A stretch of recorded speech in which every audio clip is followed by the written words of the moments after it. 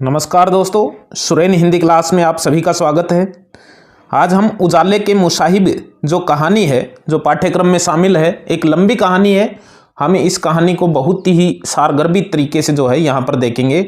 इसके कहानीकार जो है वो विजयदान देथा है, बिज्जी उपनाम से जो है ये जाने जाते हैं। इनके बारे में हम नहीं पढ़ेंगे, केवल कहानी को सारगर्भित रूप से देखेंगे और प्रश्न भी जो कहानी शामिल है उसी से संबंधित आने की ज़्यादा संभावना रहती है। इस कहानी में होता यह है कि एक चकवा एक लंबी रात बिताने के लिए एक चकवा मूर्ख राजा की कहानी चकवी को सुनाता है। रात बहुत लंबी है, इसलिए चलो आपको एक मूर्ख राजा की कहानी जो है वो सुनाते हैं। कहानी में राजा को बुद्धि का सागर कहा गया है। ध्यान में रखने की बातें ये कि कहानी में राजा को बुद्धि का सागर बताया गया है। कहानी में अंधेरे को नरक की अमिट कालिमा बताया है। नरक की अमिट कालिमा बताया है। मुसाहिब का अर्थ राजा का सहायक या परामर्शदाता जो है वो होता है, उजाले के मुसाहिब। कहानी में उजाला ज्ञान का प्रतीक है और अंधेरा अज्ञानता का प्रतीक है। यानी उजाला शब्द जो है वो ज्ञान का प्रतीक है और अंधेरा अज्ञानता का है। इस कहानी में होता ये है कि जैन महात्मा आते हैं एक और राजा को अंधेरे को मिटाकर उजाला करने का आदेश देते हैं कि उसके बाद में ही आपको प्रवचन या उपदेश जो है वो दिए जाएंगे, लेकिन पहले आप अपने राज्य से इस अंधेरे को तो गायब कीजिए किसी तरह से।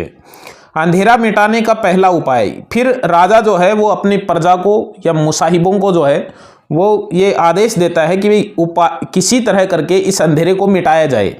तो उसके लिए अनेक उपाय किए जाते हैं। लगभग 6 उपाय जो है वो इस कहानी के अंदर जो है वो क्रमबद्ध तरीके से किए जाते हैं। तो पहले जो उपाय है वो राजा बताता है अंधेरे को मिटाने का पहला उपाय।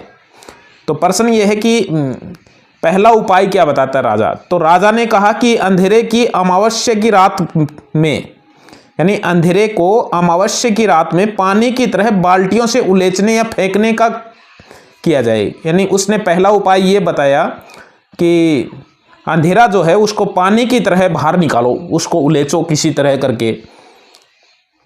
इस दौरान जो है एक महत्वपूर्ण कथन भी आता है कहानी में कि गुमशुदा गाय भी एक बार तो पुराने खुट्टे पर लौट आती है। यह कथन राजा ने मंत्रियों से कहा था।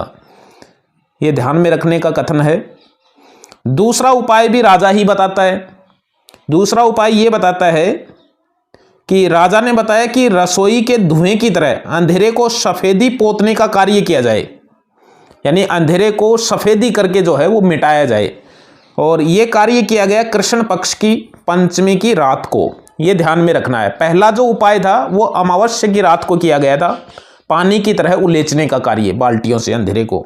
दूसरा है सफेदी पोतने का कार्य किया जाए ताकि उजाला हो, और ये कार्य कृष्ण पक्ष की पंचमी की रात को किया गया।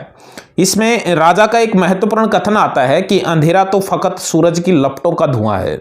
अंधेरा तो फकत सूरज की लपटों का धुआं है। ये ध्यान में रखने का कथन है। तीसरा उपाय है राजा ने ही बताया है। राजा ने दिए की लो को देखकर मसाल जलाकर अंधेरा भगाने को कहा। ये तीसरा जो उपाय है वो राजा के मन में कैसे आया, ये ध्यान में रखने का है। दिए की लो को वो देखता है तो उसके दिमाग में आता है कि मसाल को जलाकर अंधेरे को भगाया जा सकता है। तो तीसरा उपाय ये किया जाता है। और ये कब किया जाता है? शुक्ल पक्ष की चतुर्दशी की रात को।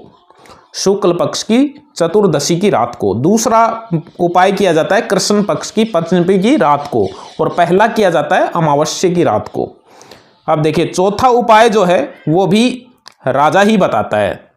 चौथा उपाय राजा ने हाथी को बांधने के विचार से सूरज की किरणों को बांधने का उपाय बताया। यानी सूरज की किरणों को बांधने का उपाय बताया। ये उपाय कैसे दिमाग में आया? हाथी को बांधने के विचार से उसके दिमाग में आया। पांचवा उपाय जो है वो पंडितों ने बताया। ध्यान रहे, पांचवा उपाय पंडितों ने बताया कि भगवान शंकर के नंदी जितना शुद्ध सोने का सांड दान करना, वो भी पंडितों को, और गरीबों को गणेश भगवान का चूहा सोने का बनवाकर दान करना, और 7 दिन का अखंड मौन व्रत रखना। ये पांचवा उपाय पंडितों ने बताया है। और बताया ये है कि भाई नंदी जितना सांड जो है वो शुद्ध सोने का पंडितों को दान में करें, और गणेश जी के चूहे जितना सोने का बनाकर चूहे को वो गरीबों में दान करें, और 7 दिन का अखंड मौन व्रत जो है वो रखा जाए। अंतिम उपाय अंतिम उपाय जो है वो ज्योतिषाचार्यों ने दिया है, जो कि छठा उपाय हो जाएगा। अंतिम उपाय ज्योतिषाचार्यों ने दिया है और इन्होंने बताया कि नगर के भीम तालाब में सतह से 1.25 हाथ नीचे 7 घोंसले खुदवाकर उसमें शगुन चिड़िया रखी जाए और वो शगुन चिड़िया वहां पर अलग अलग अंडे देगी, तब निश्चित रूप से ही अंधेरा जो है वो समाप्त हो जाएगा, सफलता जो है इसमें मिल जाएगी। इस कहानी में जो दरबार के अंदर नवरत्न रहते हैं उनको 9 सूरज बताया गया है, 9 रत्नों को 9 सूरज बताया गया है। इस कहानी के अंदर जो है वो राजनीतिक और सामाजिक व्यंग्य किया गया है। इस कहानी के अंदर शासक की अज्ञानता और चाटुकारिता की प्रवृत्ति का भी चित्रण किया गया है। ये हमें ध्यान में रखना है, शासक की अज्ञानता और चाटुकारिता की प्रवृत्ति का भी वर्णन किया गया है। सामाजिक और राजनीतिक व्यंग्य इस कहानी के अंदर जो है वो किया गया है। तो ये हमारी कहानी थी उजाले के